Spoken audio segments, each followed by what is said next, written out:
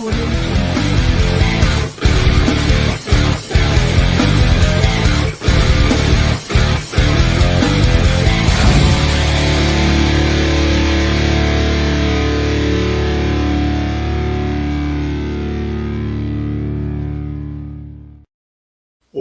everybody, to a new edition of Thoughts Count Anywhere, live from the WWDBTV studios, right here at the home of WrestleMania 42. Well, just this past week, it was also the home of AEW, Dynamite, and Collision. Yeah, it was a hell of a show. We were both in attendance, similar section, but we got a lot to talk about, so we're definitely going to get into it. We'll give our thoughts on what we thought of Wednesday night's presentation a little bit later. Wednesday was cool. It was a good night.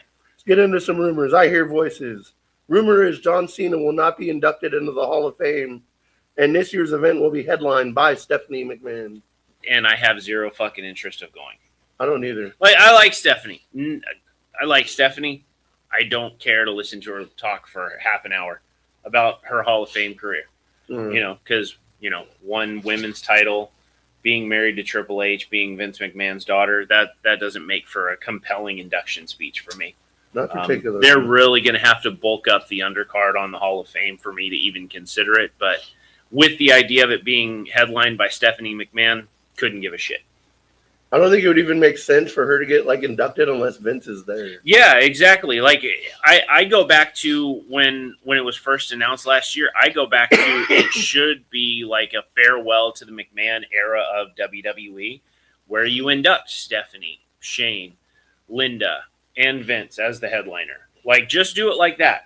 Yeah. Don't air it. Don't do anything like that. Allow fans to go if they want. Lock up the cell phones like you did with the WrestleMania roast. And just do that. Use it as a send-off to that era of WWE. Because Stephanie McMahon as the lone headliner, it's not – I don't care. I just could not possibly care. I don't care either. I would be more interested to hear Vince introduce her than to hear Stephanie's screechy voice. Speech. Yeah. I mean, I think Shane McMahon would have more stories to tell. Yeah. He's got a much more extensive career in the ring that people can look back and fondly remember than Stephanie does. This just feels like nepotism at its highest form. Between Stephanie headlining the Hall of Fame and the new video game coming out with Triple H on all three covers of it. It feels like a little too much. We're trying to make them main stars. And Triple H had his time as a main star. Yeah. I don't think he ever really had a period where he was the main star. And if he did, it was always short. He was always the number 2 guy behind Austin, behind Rock, behind... I guess if you had to pinpoint the time... Even I would say he was behind Kurt Angle at a lot of times as the company's number 1 guy. But I guess maybe from 2003 to 2004, because after 2004, it was all Batista, John Cena, Randy Orton for the rest of their careers. Oh, yeah. It just seems like it's a bit much right now. Yeah. Seems like they're just shoving them down our throats, and people are getting tired of it. Yep. Thomas, good morning, buddy. Thank you for tuning in. The Royal Rumble happened over the weekend. It sure did last weekend, and I debated all week. Am I going to rant about the AJ Styles and Gunther match? But we're going to get into some of the other matches before I actually address that one. Liv Morgan finally did it. Yes. She's been on the cusp of winning the Royal Rumble the last 4 years, and this year she finally did it. And it was a fantastic finish. I loved the spot with Saul and Tiffany on the apron, and then with Liv hitting the Oblivion to the outside. Yeah. That was a great fucking finish. It was cool. Super fucking entertaining to watch. I do think the women's Rumble was significantly better than the men's Rumble. Oh, yeah, easy. And it's not even close if you were to compare the two. Don't have a problem with either winner. The biggest surprise is Bianca wasn't involved, because that's who I picked last week to win, and she wasn't even involved. So I'm kind of caught off guard by that. I'm really surprised. Are we going to see her back in time for Elimination Chamber? I don't know. I hope so. Yeah. I mean, it's. But hey, Liv Morgan deserves it. Who would have thought a broken finger would have kept her out for like damn near a year? Yeah, no kidding. That's crazy. Yeah. But I'm definitely happy for Liv. I thought Monday Night Raw was going to turn out different. Yeah.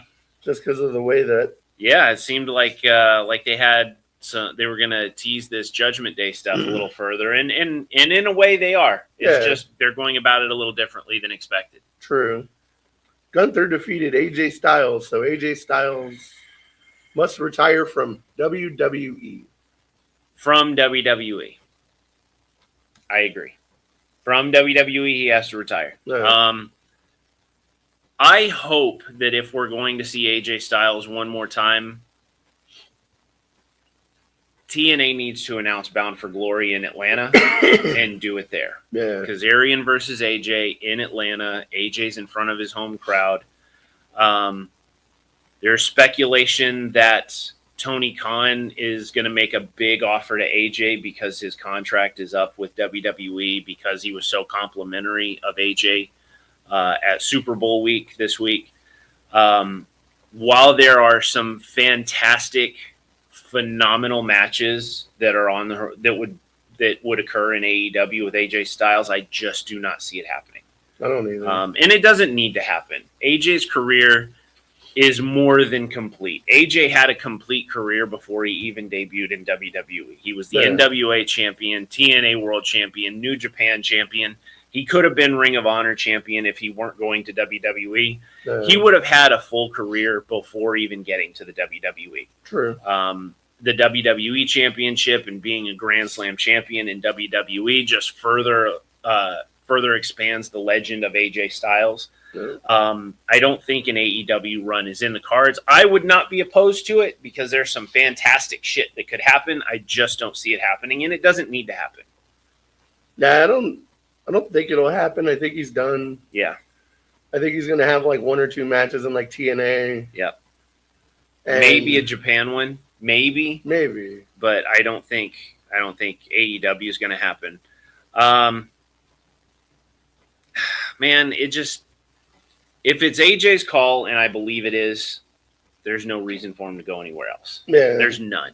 If it's that he hated creative, and really the last year and a half outside of, the feature matches that they threw him in the last 6 months of it, the creative over the last 2 years hasn't been great, but, I just don't see that being cause. I don't see him leaving WWE and going to AEW the way Bryan Danielson did or the way Adam Copeland did.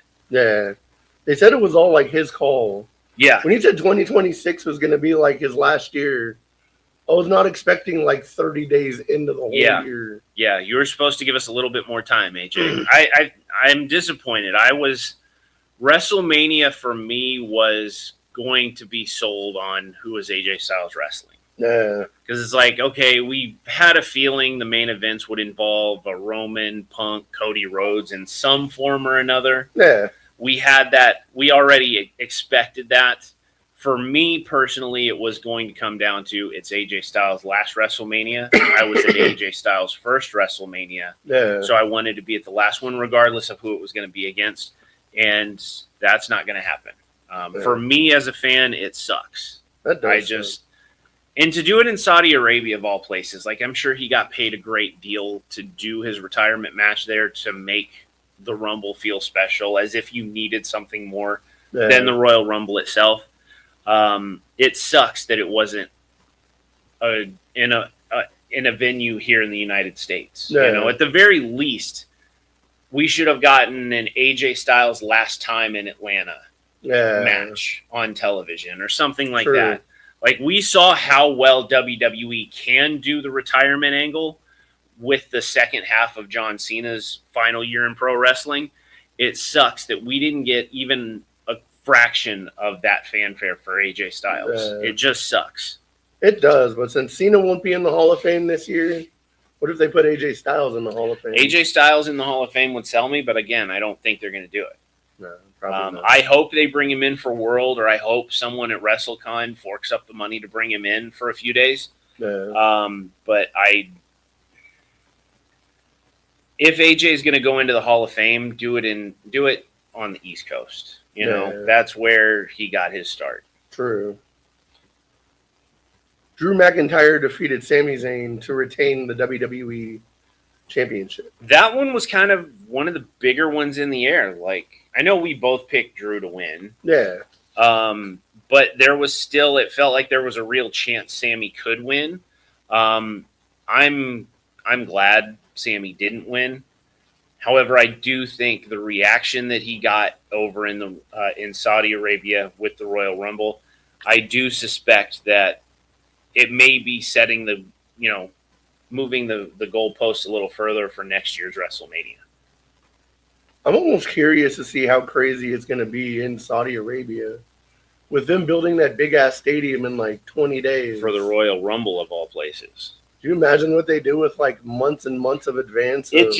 I didn't like the look of it because all of the little lights on the seats made it look empty. Yeah. Like, I know it wasn't empty, but and it was the same problem on SmackDown, but from the appearance of it, because of the lights on each and individual seat, it looked empty. Yeah. So it really fucked up the visual of the show itself. So I hope that if they go back and fix that, they need to take those down. If they're going to build a new stadium, do not build that. It was my same issue when they go to, what's the new venue in LA? Intuit Dome? The Intuit Dome, because they have the fucking lights on the seats too, and it throws me off every time they're there because it looks empty. Get rid of those because it looks fucking stupid, or turn them off. I would imagine you can turn them off too. I imagine there's an off button because somewhere. there's at Royal Rumble, there was where the lights made the WWE logo, which looked cool, but it also makes the venue look empty. True. So turn those off if you're going to a venue that runs those, because it does not look good. It doesn't look good, and the whole time you're like, Jesus, there's like nobody here. Yeah. You know, like Logan Paul was talking about it. It was like is it empty? Yeah. It doesn't look good. Roman Reigns won the men's Royal Rumble. Yeah, we both picked that one.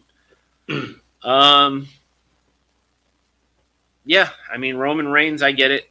I really think they should have put Gunther in a little earlier than number 30. Yeah. Like, putting him in at 30 is just like, yeah, he's not winning for sure. Like, I think you could have put him in at maybe 20, 21, and just have him come in and start chopping motherfuckers. Yeah. Because by the time he got in there, it was Randy, Roman, Logan Paul, right? I think those they were the final four.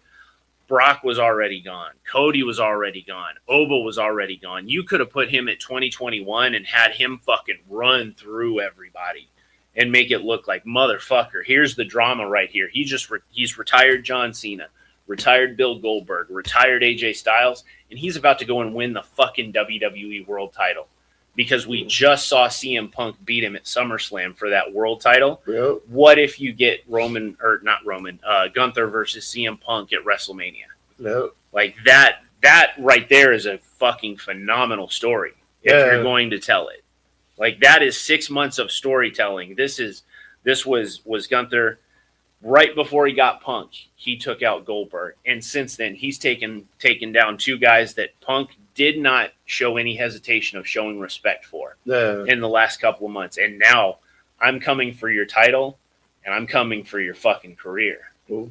Like, that story, I think, even if you were still going to go with Roman Reigns as the winner, I still think putting Gunther a little sooner to make him look like that threat again. Because putting him at 30 was like, yeah, he ain't winning shit. Oh, yeah, for sure. He didn't. It just didn't look good on that. But, I didn't have a problem with the match. Again, it just comes down to, with the Royal Rumble, one of the things that you look forward to every year is the surprises. None. Brie Bella. Yeah. And nobody asked for Brie Bella, just like nobody asked for Nikki the year before. True. Like, those are two surprises where it's just who gives a shit. Yeah. And I like Brie and Nikki. They've always been fan friendly.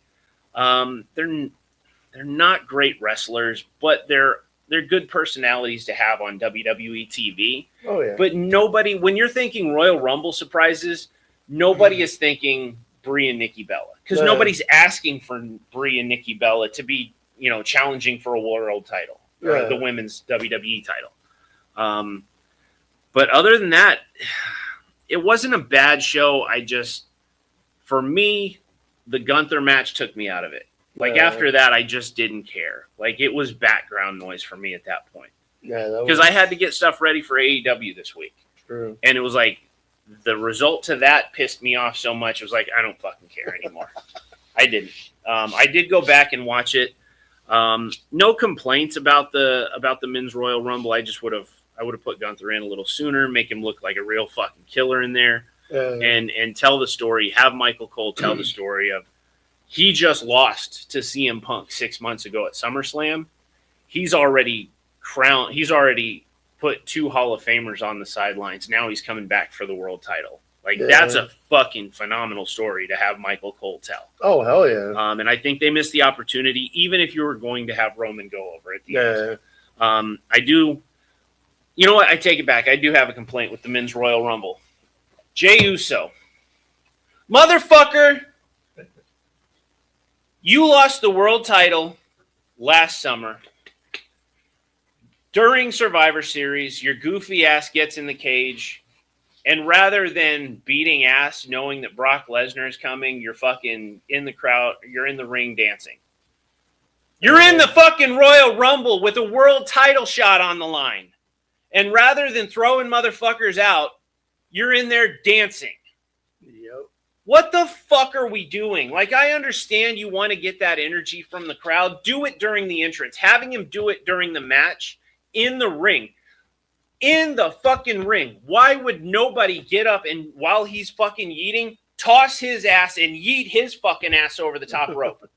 Where's the fucking sense in that booking? He's turning himself into a meme. It just looked stupid. A bad meme. A bad one, which we're going to get into bad memes that WWE is featuring on television every week. When we do that, the sound was off. Oh, did I knock that out? Yeah, while he's dancing, why isn't somebody, let's run it back real quick.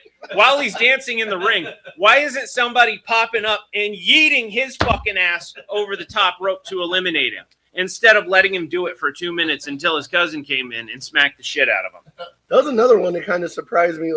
Brock Lesnar got eliminated in the middle of his entrance. And nobody gave a shit. It was just barely mentioned. Yeah. It was we only put Brock Lesnar in here to eliminate Obafemi. Again, there's another one. You could have had a cool face-off between Roman, between Brock, and between Gunther. And we didn't do it. Nope. You miss an opportunity, even if we're not going to Brock versus Gunther until later on in the year, which seems to be SummerSlam, you still get that moment of these 3 motherfuckers are going to go at it at some point, this is a cool visual. And we didn't get that because during the fucking entrance, we're going to throw Brock Lesnar out. And it's as bad, the presentation of it is as bad as we missed Edge hitting a spear when he returned at the Royal Rumble to film somebody else's entrance. Yep. This was his big return after 7 years, and we're cutting away from shit. We're cutting away from his entrance to show somebody hitting a finisher randomly in the ring. It's just the presentation. WWE's presentation is better than this. I would expect shit like that in AEW's presentation, not in WWE's. Yeah, for sure. On to the WWE report. Yep. On Monday Night Raw, Roman Reigns picks CM Punk and will challenge for the World Heavyweight Championship in one of the main events of WrestleMania. That promo was pretty good. The promo was very good. My issue is how are you going to keep that hot for the next 6 weeks? I don't know. That's going to be the challenge. The match is going to sell itself, but how are you going to keep? Because right now, with that promo that we saw, that fucking angle is fever pitch right now. That's the promo that we should be getting 2 weeks out from WrestleMania. Yeah. You're really fucking on fire with that promo. And we got it already. I guess we know now they left zero time to question who is going to challenge the world champions before anything settled with the Elimination Chamber, which is usually something that they can rely on, a crutch that they can rely on. Well, we know this guy's challenging for one. We're going to do the Elimination Chamber to challenge for the other, and then they're going to figure it out. Yeah. This year, they decided we're not Elimination Chamber. Whoever whoever wins that is facing the WWE champion. Yep. Good luck, because you're gonna have to tell a hell of a story to get people to buy back into Cody Rhodes versus Drew McIntyre. True.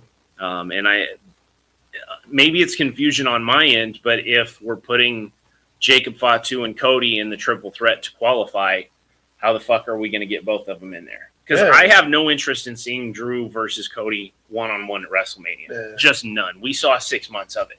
Yeah. And it wasn't great. It was okay. The matches were good, but I have no interest in seeing it at WrestleMania again.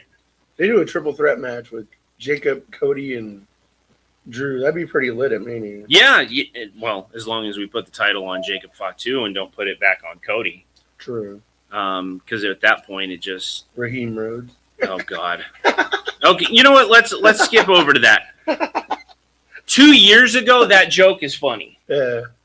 In 2025, it's just like, oh, ha, ha, ha. It's like something, Cody Rhodes. Yeah. You know, it was just, for me, it was cringy. I know a lot of people thought it was funny that, he's mentioning the thing from the internet. It just came off cringy. Yeah. I didn't think it was funny at all. It was like, oh, yeah, that was cool a whole 2 years ago kind of shit. I thought it was funny just because I saw those memes like recently.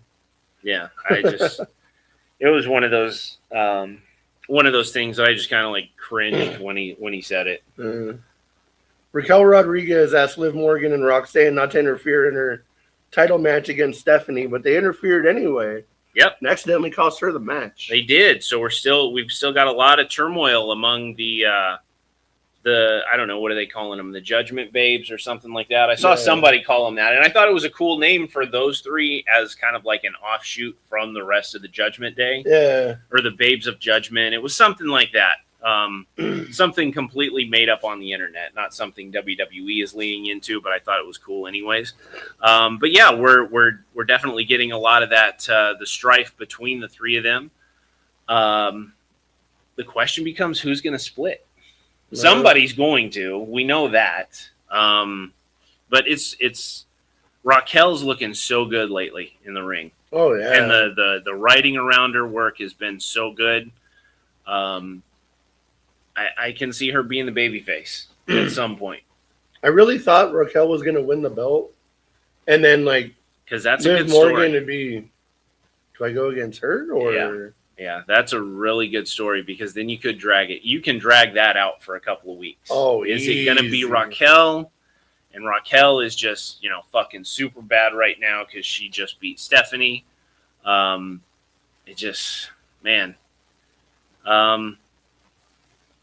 Stephanie versus Liv. Yeah, it's going to be good. Yeah. Nothing against that one either. And who knows? Maybe they're going to pull a fucking shocker and pull an Io Sky. Yeah, pull someone out of the last minute. Yeah, pull it out of the hat where it's defended on a Raw, and that's who Liv faces, kind of thing. Maybe Rhea or somebody like that. But we'll see. We talked about it. We thought they were saving Rhea versus Stephanie for WrestleMania, and we're nowhere near that this year. That ain't happened. Yeah, nowhere near it. I think we're going to end up getting Io versus Rhea? Oh, I think we're going to get Rhea and Io versus the Bella Twins.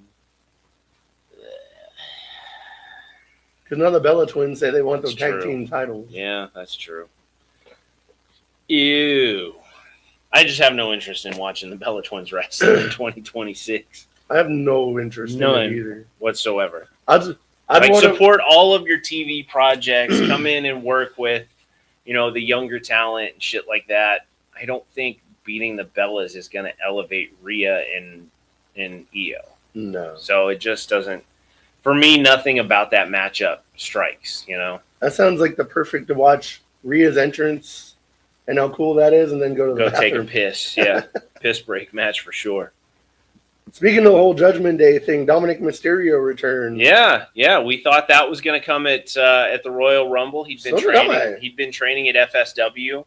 Over the week before, getting back into it. But it's good to see Dom back on TV. Yeah, definitely. Just, we got the Intercontinental title back. So that was one of those things. It was like, you can only keep him off television so long before you have to address this. Because all they've done is mention that he was injured. Never said anything about the title. But we got it back. True. Just in time for Mania. On Tuesday, there's a ladder match. Mm-hmm. Joe Hendry wins the title. 1, 2, 3, go. Speaking of bad memes that we're pushing in WWE as major talent and opportunity, that certainly is one of them. I like Joe Hendry, but there's been zero character growth since he started that whole fucking meme. Since TNA started pushing him. Absolute zero character development. Oh, no. I think, man, how the fuck are we not putting the title on Ethan Page? Like, I know he's got the North American Championship, and that's fine.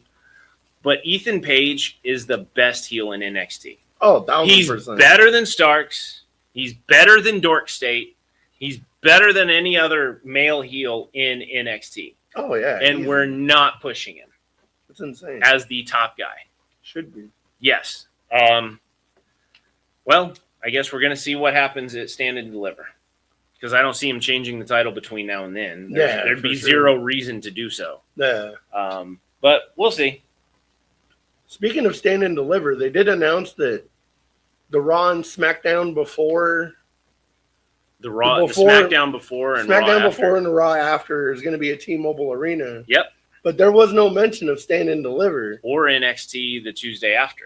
Yeah. But apparently everyone said that it's Stand and Deliver is still going to happen the Saturday morning. They just haven't announced it yet. Yeah. I can see them not doing NXT television Tuesday night here in Vegas. I was so worn out by the time that happened. Exactly. And the crowd was dead. It was just, there was no reason to do it here. I can see them not doing the NXT TV the week after WrestleMania. I can 100% see them sending that back to Orlando. But Stand and Deliver has to happen WrestleMania weekend in the host city. Otherwise, you're just kind of cutting everything off. Yeah, for sure. But yeah, we'll see how Stand and Deliver goes.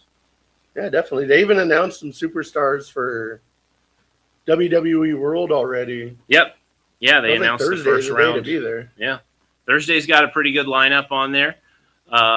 We'll get into that. We do have to take a quick break, though, speaking of WWE World, because we're intending on hitting this year. Oh, yeah. But we're going to take a quick break, and we'll get into that shortly and the rest of the WWE report right after this. Hey, Thoughts Count Anywhere. Y'all watching it. This is my new tag team partner, Steve-O, a.k.a. Zeus, from the hit movie Friday and from No Holds Barred. Hello, this is Martin Casals, a.k.a. Marty the Mob, and you're watching the Thoughts Count Anywhere podcast. Enjoy.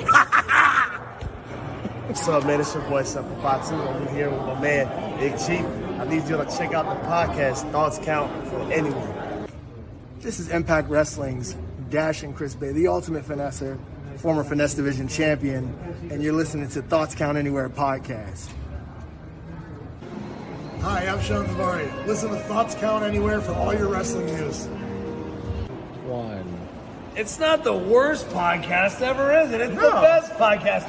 Thoughts Count Anywhere. All your wrestling news, all your hobbit all your gimmickry. Go on over, listen wherever your podcasts are downloaded. The Thoughts Count Anywhere podcast. I'm the big LG Doc Ellis. That's my endorsement. Booyah! This is the essential character EC3 on behalf of my dear friends at Thoughts Count Anywhere. The podcast for your mind when you need deep thinking about all things sports and entertainment. Hey, what's going on? This is Axe, and I'm smashing the demolition. Hey, we want to invite you to watch every Saturday morning, Thoughts Count Anywhere. Hey guys, it's Tessa Blanchard and Ozzy, and you're watching Thoughts Count Anywhere.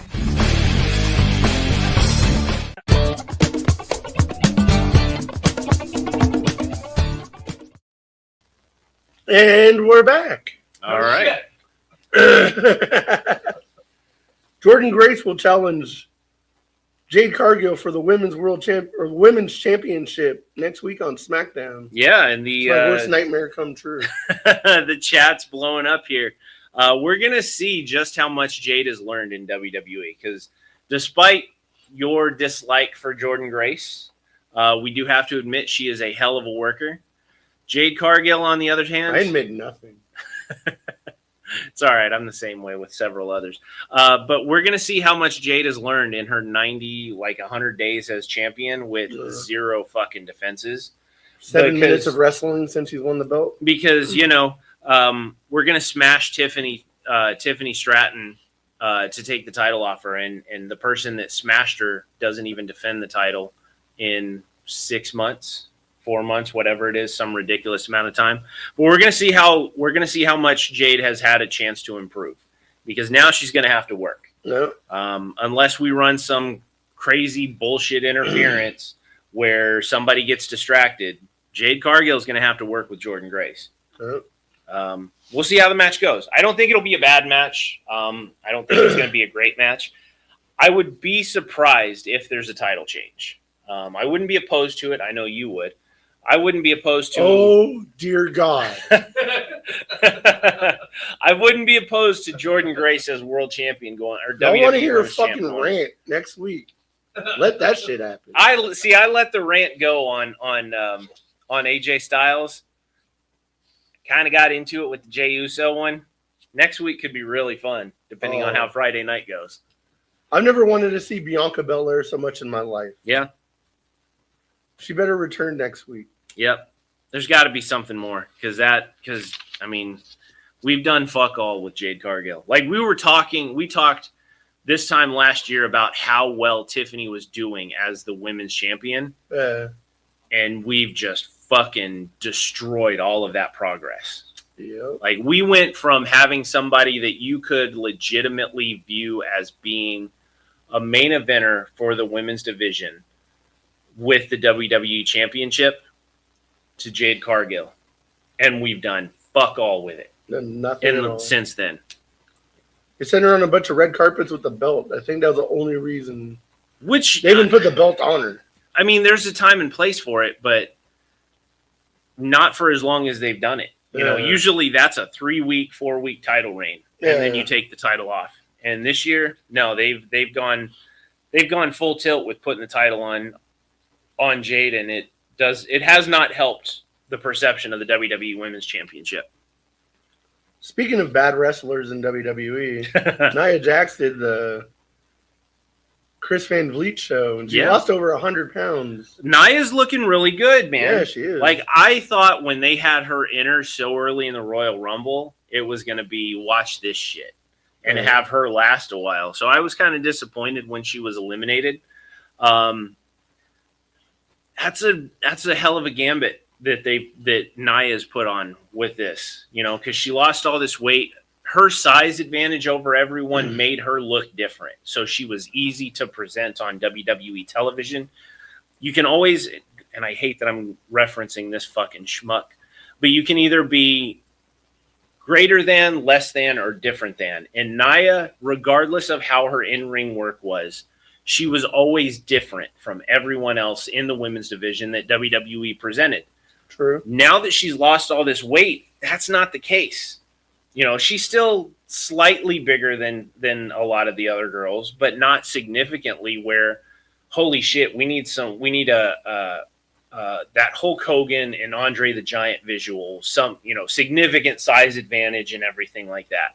We don't have that now with Nia Jax having lost all that weight. It's healthier for her, which is an absolute positive. But now we're really going to find out how committed and how much of a worker Nia is, because now she can't rely on just, go ahead and bounce off the ropes and then we'll do a shoulder bump and we'll run that for the first 2 minutes of the match to really get the crowd behind you. Kind of how Jordynne Grace was so dominant in TNA, and now she's in the company with a wellness policy. Yeah, and she's really, really, really, really, really shrunken. Yeah. I wonder why. She's leaned up, though. I mean, we will say that. She's leaned up, so she looks cut as hell, but she's nowhere near as muscular as she is. And that kind of – because that muscular presentation really fucking made her, like, completely different. Going back to Nia's look and how it was easy to present her because she looked so different. Jordynne was the same way, just more muscle, less body mass. Yeah. So now it's, but Jordan can work. So it's easy to plug her in. Yeah. Whether it's with Jade Cargill next week, who again, now you've got two women that have phenomenal physiques. One is just tall. The other one is shorter, but a better worker. Yeah. One is taller, but a shit worker. True.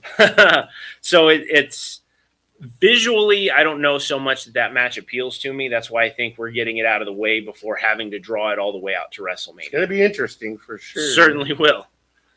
We're either going to come back next week and talk about how, holy fuck, Jade Cargill looked fantastic against Jordan Grace, or we're going to be like, yeah, that looked like shit. It's going to be one or the other. There will probably not be an in-between. Roman Reigns was on the Pat McAfee show, Mm-hmm. and he had some interesting comments. Yeah, he did, didn't he? Talking about how WWE Creative has failed to create new stars since WrestleMania 40. It's hard to argue. True. There, of course, is speculation that a lot of those comments were being filtered from Roman from a certain final boss up top. Yep.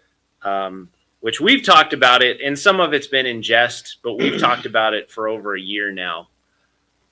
Things are not all as they seem in TKO land. Oh, no. There's some definite strife there, and there's a disconnect between what you see on television and the company's business. Yeah. And I think there's probably something to do with that. And just look at some of the shit that happened around it in this last week with The Rock's daughter leaving WWE. Yep. The Rock's daughter's girlfriend leaving WWE. Yep. Roman being put back at the top of the card versus going with someone like Braun Breaker or someone else that we can build off of. Things are not all golden in the land of TKO. True. Now, is that to say that Triple H has a target on his back and could be out of a job or see his role reduced in the next year? I don't know, but things are not golden. No, we do know that much. Things are not copacetic in the land of TKO. Yeah. But we will be covering that as it continues to unfold because if the cracks are showing now, I can't wait until the fucking break occurs. Oh, yeah. With The Rock being like the head of the board of directors, I'm surprised he hasn't pulled this trigger yet. Yeah. And it may be just a matter of time. He could be done between filming movies and be bored one day and just, we're going to change everything. Yeah. I want this guy in creative. I want that guy in creative. I think I could probably do some creative work too. Brian Gewirtz could absolutely end up back at WWE's head of creative. Oh, easy. In a very short matter. Yeah, he's the one that did like all the Rock stuff, and then the Rock stole him and took him from WWE to like write all his own stuff. Yep. Randy Orton and Tiffany Stratton qualified for the Elimination Chamber matches. Yeah, when those qualifiers were announced, I think the writing was on the wall of who was going in. Those two for sure. You got to imagine we're going to get three from Raw, 3 from SmackDown. Yeah. So, okay, we got Randy. We're somehow, and maybe they're not in the same match. Maybe Cody is in one and Fatu is in the other. But there's your 3 SmackDown. Match. Or was it announced it's the same match? I think so. Okay, so then I could see Cody winning the match, not pinning Jacob.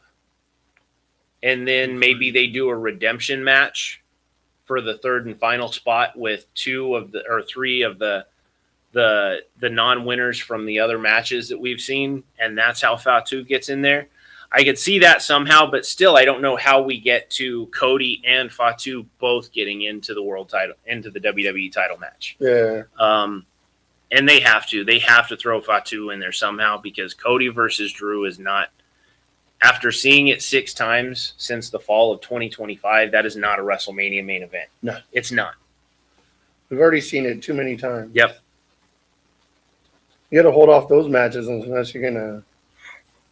It can't be the main event of WrestleMania if you do it like 10 times. Exactly. Where was it? Yeah, and then Thomas, thank you for the update. Yeah, Cody versus Jacob versus Sammy next week. Oh, Sammy, that's what it was. Okay. Sammy's gonna eat the pin, whether it's to Cody or whether it's to Jacob. Drew, I can see Drew getting involved in it too. Oh yeah, and leading. He hits the kick, and he's going for Cody, but Sammy's behind him, and Cody ducks out of the way, and Sammy eats it. So it continues the Drew versus Sammy stuff. You get Drew in there with Cody, and Cody just won because Drew fucked up. That kind of thing. And Jacob tries to get to Drew. Yeah. And then Cody goes behind him, gets the pin real quick. Yeah. I guess we could probably somehow do the same thing that we did with WrestleMania 20, where Benoit won the Rumble, Triple H was champ, and Shawn just fucking super kicks. Super kicked Benoit and signed it, and they said, yeah, you know what? We're going to make it a triple threat. I could easily see Nick Aldis just saying that. You know what? Fuck it. You can't keep your hand out of shit talking to Drew. I can't keep you two separated. You both want him. We're going to do a three-way at WrestleMania. I could see that being how they get there. Yeah. But then you still have to go with, I would say Cody wins Elimination Chamber, which is going to be interesting because this is a Chicago crowd. Chicago may not take the white meat babyface Cody Rhodes. True. So they could end up shitting on it in Chicago. Oh. I could see that potentially happening. That crowd is something in Chicago. Yeah. Chicago is something. That's for sure. NXT announcer Kelly Kincaid announced that she's will no longer be under contract after February 14th. Yeah, a lot of departures from NXT right now. It's been speculated that NXT is kind of a loss leader for WWE for a long time. It makes sense, but I'm curious to see where she's going to end up because she used to do work for Ring of Honor. Yeah. Is she going to continue? Is she going to stay in the wrestling business and go to TNA maybe or AEW, Ring of Honor? But I liked her. She was always great in Ring of Honor to everybody. Oh, yeah. She's a good personality on NXT as well. Definitely. They did the media day for the Super Bowl. Yep. And two people kind of met up with each other that you wouldn't have expected. MJF and Seth Rollins. Yeah. Were pictured together shooting the shit, and then they took a picture together to be like, hey, let's stir up some problems. Yeah. Well, that's one thing's for sure. If Max is around, he's gonna get people talking one way or another. Oh yeah. He's either gonna say some off-color shit, or he's gonna bring out the worst in the tribal fans of WWE and AEW. He's gonna fucking get the best of both of them. Oh yeah. With the shit that he says and does. The WWE tribal fans are gonna be, oh, he's gonna come here next time his contract is up, or you're going to get the AEW fans that, oh, yeah, they've got that similar bond of hating CM Punk kind of bullshit. So you're going to get the worst of both of the tribalistic fans. But it's always cool to see that kind of shit. All of this competition between the companies is only between the fans. Yeah. It's just further proof of that. It's only between the fans. How many people did we see that were...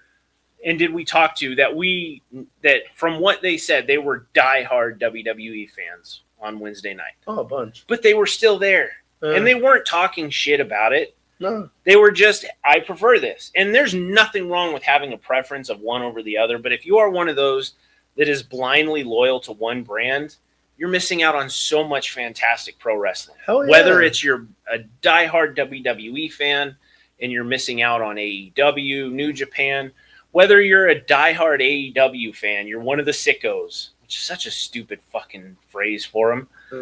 But you're one of those where you're just going to shit all over everything WWE does. And TNA because they're partnered with WWE. Yeah. Because you're blindly loyal to AEW, just stop. Neither of these companies care how loyal you are to one over the other.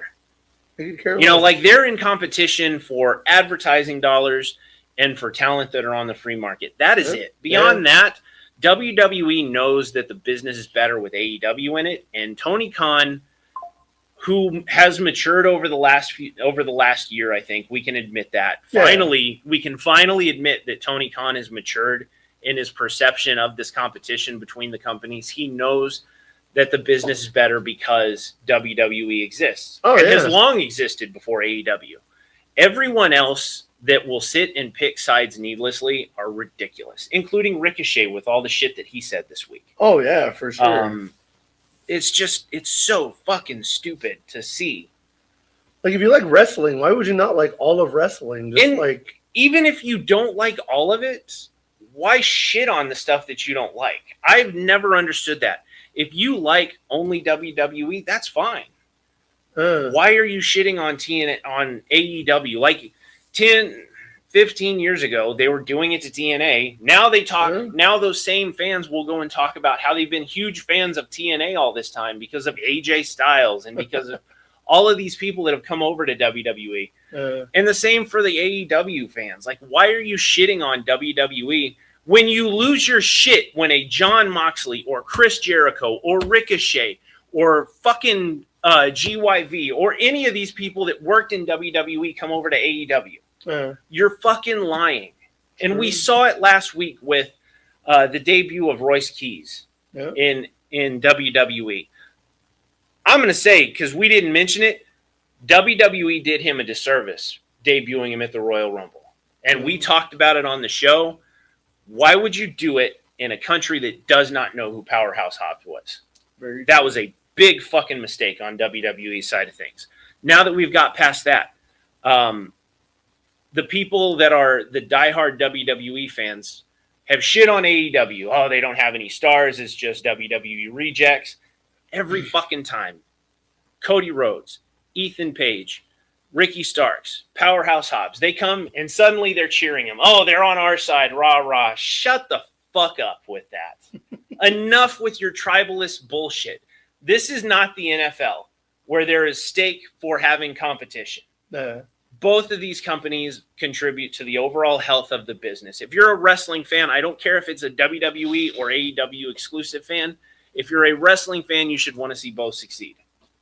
Because both will hurt because the business will be harmed if one was not in the position the other is in. I wonder how butthurt all those fans would be if they realized if WWE and AEW were like within miles of each other at the same show. You probably catch them all at the same restaurant. Yeah. Oh shit. Like right after. It was back in 20. It was the last run of shows that I did before I moved out here in 2015. NXT and Ring of Honor were running in San Antonio at the exact same weekend. Oh shit. The Bucks posted photos hanging out with, and WWE was in town that week as well. Because Raw, I think, had been in San Antonio or something like that.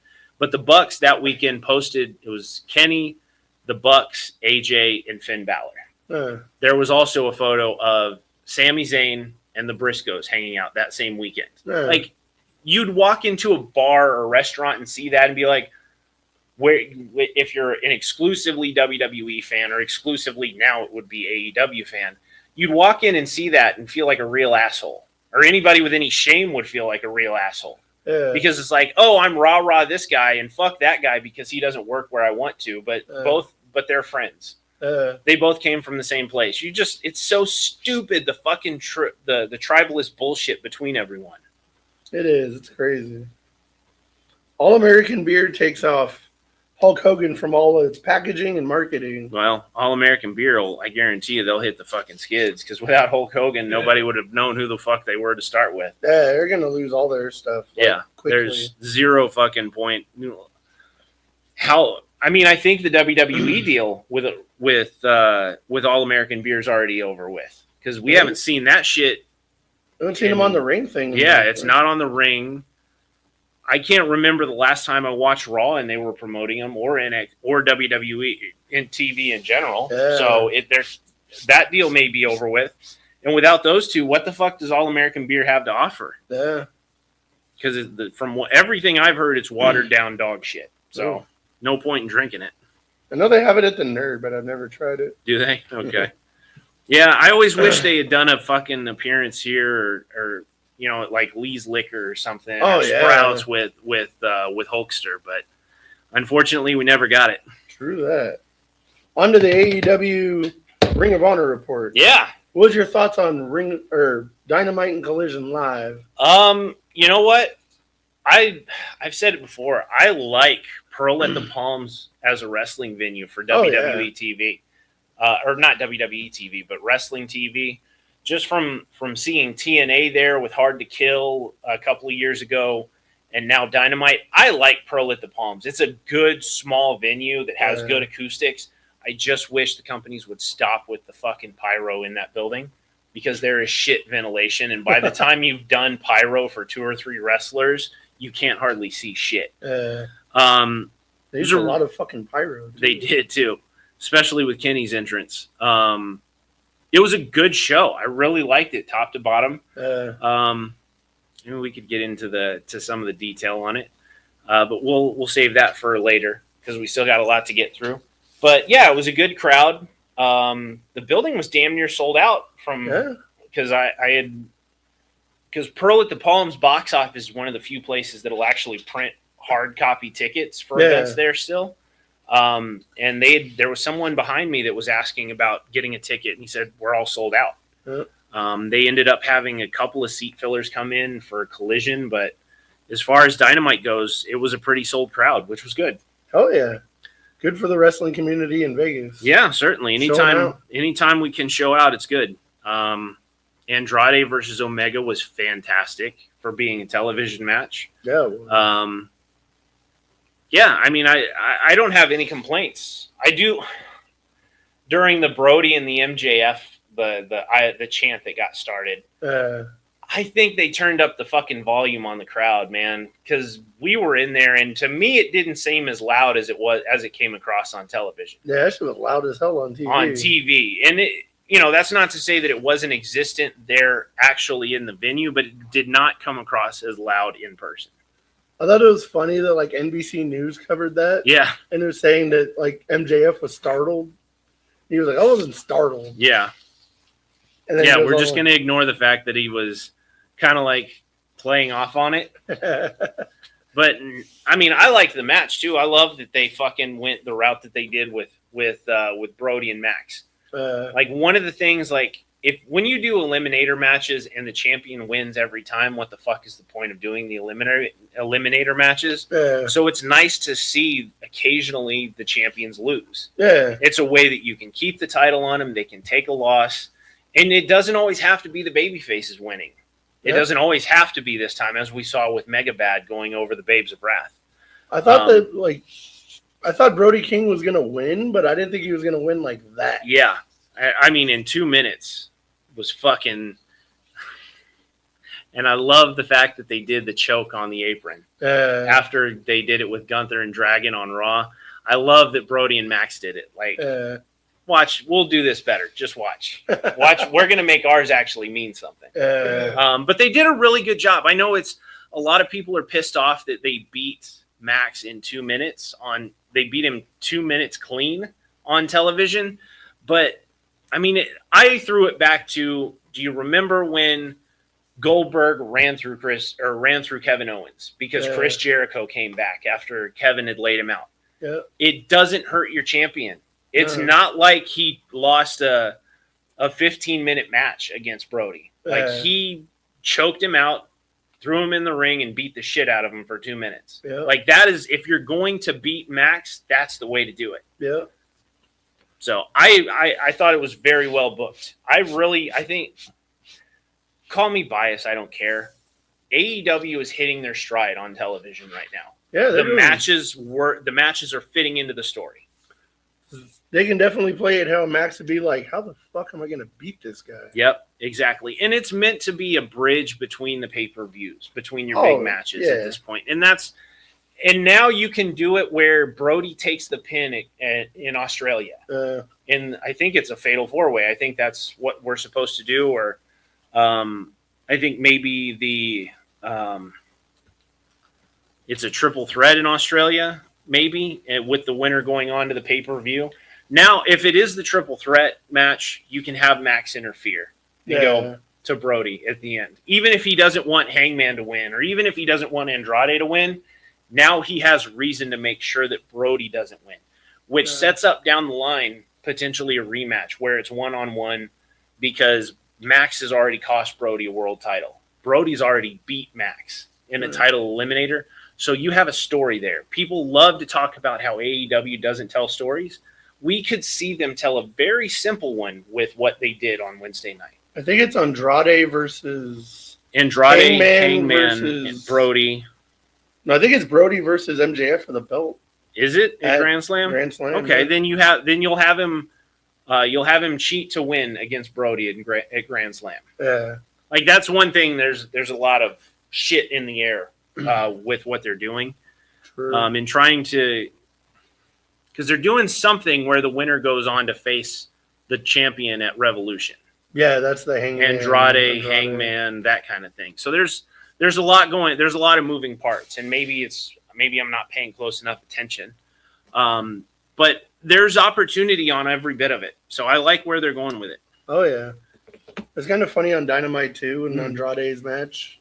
They had like the only fangirls. Yeah, like trying to stand up. Yep. And our whole section was standing Toxica at all of them. Yeah. Yeah. And then the one girl posted, "Oh my God, this is so fake," or something to that effect. Now she's taking down her Instagram. Yeah. Well, I mean, she's an OnlyFans girl, so who gives a shit? Yeah, and wrestling fans like went after her. Like there's one girl, Sophia something or another. What's her name? Sophia Slay or something like that. Who's a fantastic women's. She's not fantastic. I'm giving her a little bit more credit. She looks fantastic, but she's actually getting. She's performing well on the independents, but she's got a fantastic look that I think if they're going to do this thing with Andrade being the whole Latin lover and getting all this attention from women on the outside, bring in women wrestlers to do it. Because then you can put them, you can make it more than just they're a town plant. True. You can actually get her involved at some point. Yeah. What do you thought with one last topic? Sure. Thoughts on Ricochet saying WWE destroys legacies?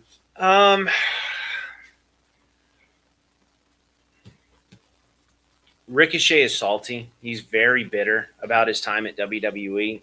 And he feels that WWE never valued him. They wanted, and I can understand where he's coming from with some of the stuff that he said. I do believe Hunter wanted him on NXT because he could carry the kind of performance that NXT was putting on at the time. Yeah. When he got to the main roster, they only used Ricochet to evolve other people. Whether it was Braun Breaker, whether it was the Logan Paul types, it was never about Ricochet on the main roster when Ricochet was involved. I understand where he's coming from because Bryan Danielson has said the same thing, that by the time he left WWE, when he was in the WrestleMania main event with Roman and Edge, he was disassociated by the end of it. Yeah. I understand the whole killing my passion thing. I don't agree with the killing legacies thing. Yeah. Because he went so far as to say that El Generico was a bigger star than Sami Zayn. I'm fucking sorry. You're wrong. No. You're 100% wrong. Now, are you correct on Shinsuke Nakamura? Yes, I would agree. Yeah. Finn Balor? No, it's only the it's close, but only the hardcore fans knew who Prince Devitt was. I agree right there. But to say that they destroyed Shinsuke Nakamura, 100%, I agree. Like Shinsuke was, when he came over from New Japan, mega fucking superstar. He was like the Cena of Japan. Exactly. He had all of the pomp and circumstance, and it was deserved. They brought him to NXT with that. They took him to the main roster, and it felt like they were going to do it, but they never went full tilt, and it just does not work. Do I think they hurt Shinsuke's legacy? Yes. Finn Balor, Sami Zayn, no. AJ Styles, fuck no. No. Not a fucking chance. Did they destroy Ricochet's legacy? What Ricochet legacy did you have? Honestly, you had Prince Puma, You had some great stuff in Evolve, but you didn't come in with a massive legacy in before WWE. Get the fuck out of here with that. True that. We're about out of time. Everybody stay safe out there. We'll see you guys next week.